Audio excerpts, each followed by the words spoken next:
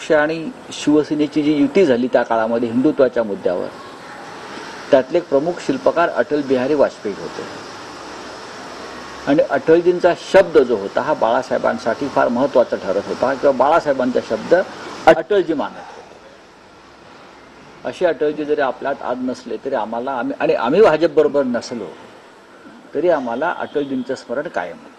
त्याचबरोबर लाडकी बहीणसह मोठ्या योजनांच्यामुळं राज्यावर 2 लाख कोटी रुपयांची तूट निर्माण झाली आहे. आणि आता ही तूट भरण्यासाठी कालची अजित पवारांनी बैठक घेतली, त्यामध्ये असं म्हटलं की दारूची दुकानांचे परवाने हे वाढवणं गरजेचं आहे महसूल वाढीसाठी.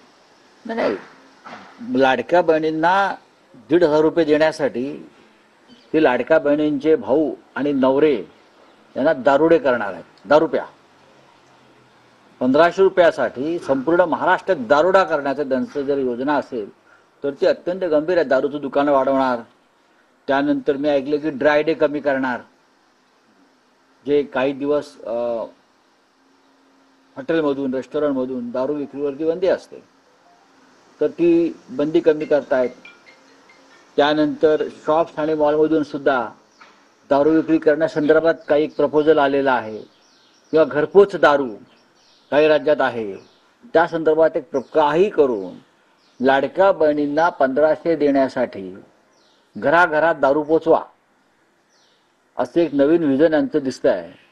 म्हणजे बहिणींना 1500 रुपये द्यायचे आणि त्या बदल्यात बहिणींच्या घरामध्ये बेवडे दारुडे निर्माण करायचे, नवरे भाऊ मुलं, अशी योजना पैसे कमवण्याची दिसते.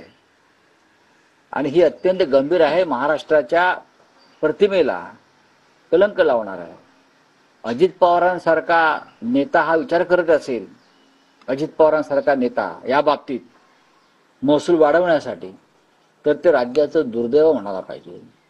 जर खरोखर त्याचा विचार करत असेल तर त्यांनी यशवंतराव चव्हाण हा महाराष्ट्र शाहू फुले आंबेडकरांचा वगैरे जे नेहमी म्हणत असतात ना, आणि त्यांच्या होर्डिंग्सवर त्यांच्या कार्यक्रमात शाहू फुले आंबेडकरांचे जे फोटो लावतात ते लावणं बंद केलं पाहिजे. निकष कठोर केले जाणार आहे. आता पाहायला गेलं तर लाडकी बहीण भविष्यात ते अशी योजना बंदही करू शकता. मी तुम्हाला आता सांगतो, लाखो हजारो कोटींचं ओझं घेऊन आणि त्यात परत भ्रष्टाचाराची लुटमार सुरूच आहे. हे राज्य चालवणं सोपं नाहीये. म्हणजे निवडणुकीच्या आधी कोणते निकष न लावता तुम्ही पैसे वाटलेत मतांसाठी, आणि आता निवडणुका जिंकल्यावर तुम्ही निकष लावता. आणि त्यात दारू दुकानांचे परवाने वाढवणं हा अत्यंत गंभीर मुद्दा आहे. लाडक्या बहिणींना 1500 रुपये देण्यासाठी हे बहिणींनी आपल्या घरामध्ये कोणतं विष आपण आणतो 1500 रुपयात, याचं आता चिंतन केलं पाहिजे.